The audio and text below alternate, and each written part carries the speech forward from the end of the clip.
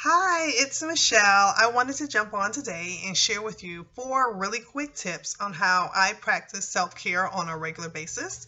If you are a regular follower of my community, Divas with a Purpose, then you know that self-care is something that I speak about on a regular basis because I think it is so important and so vital for us to put ourselves first and ensure that we are taking care of ourselves physically, mentally, emotionally, and spiritually. So, as I have transitioned over the past year to work from home and focused on balancing life, business, family, everything, practicing self-care has been such a lifesaver for me, and it's kept me from going over the edge some days because, taking that time out to really focus on Michelle has made such a big difference, such a big difference. So, as women, I just think it's so important, like I said, that we take care of ourselves and that we are pampering and putting ourselves on that pedestal that we so deserve, I think, in our lives to be done. We put everyone first and we carry so many roles and so many hats. So, taking care of yourself should be a top priority. One of the first things that I think I have mastered over the past year is to learn how to say no. It's really simple, but it's so hard to do because we take on so many roles and responsibilities. But there's so many things that I want to do and there's so many things that I wish I could do, but at the end of the day I realize that I have to say no. I am, especially, I tell people, when I first transitioned to working from home, I just thought I was going to have all this time on my hand.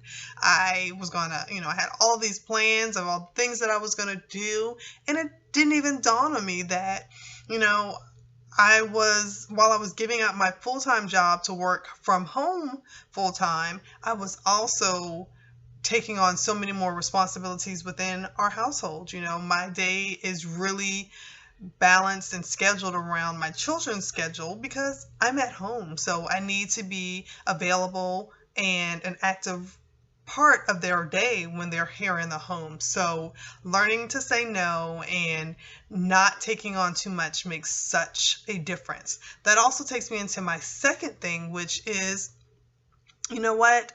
Sometimes we just have to ask for help. And as women, that's another thing that sometimes we're not really good at: delegating. Okay, I will say it. This diva is really not that good at delegating things. So, ask for help and be specific with what you're asking for. I tell people all the times that there was an instance where I was asking my husband for help and he was doing what he thought he should be doing, but it wasn't what I really needed him to do. And I couldn't get mad at him because all I did was tell him that I need help. And so he helped out the best way that he thought he could. But once we had a conversation and I was able to tell him, what I specifically needed help with, he was able to jump in, and it made everybody's life so much easier. I also use a really great time blocking tool. This helps me to see what areas I need to ask for help in, and also lets me know what areas I may need to just let go of things. And with that tool, I'm able to put down all of my responsibilities, all of the action items that I have to take throughout the week. I am able to put in my children's activities, anything that my husband has going on, so that I know when he will not be available, or also if there's something that I need to attend with him for the roles that he plays within his personal and professional lives. So it's a great tool. I love it. If you want to take a look at it and see if it'll work for you, you can go to my website, michelledgarrett.com, and you'll be able to see the link to that tool right at the top of the page. Now, so we've already talked about learning to say no, the importance of asking for help. This third one is something that may be very hard for a lot of mompreneurs. It seems to be something that within our community is almost glorified, and it really is a dangerous thing health-wise, and it's the lack of sleep, not getting adequate sleep, not allowing our bodies the opportunity to rest and rejuvenate itself. So I urge you that how important it is to get enough sleep and allow your body to rest.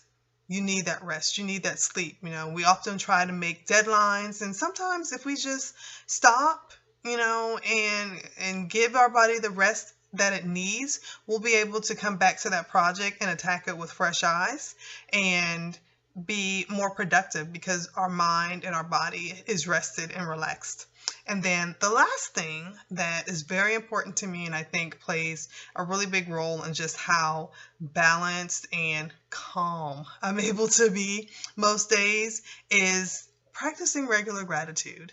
Just taking time out to just really focus and reflect on those wonderful things within your life and just giving thanks to whomever it is that you give thanks to and just listing out the blessings that you have in your life. I think that makes a huge difference. We do this within our family on a regular basis, and then I have a gratitude journal that I keep so where on a daily basis I'm able to list out things that I am grateful. So quick recap, 4 really quick tips on how I practice self-care. The first is knowing and recognizing the importance of saying no. The second one is asking for help and being specific about the help that you're asking for. The third one is getting adequate sleep. And the fourth one is to practice regular gratitude. Having an attitude of gratitude, it truly makes a difference in your personal and professional lives. So there you have it, 4 things to help you on your journey to taking better care of yourself, and definitely something as full-time mompreneurs many of us can utilize within our work-life balance. Have a great one and thank you.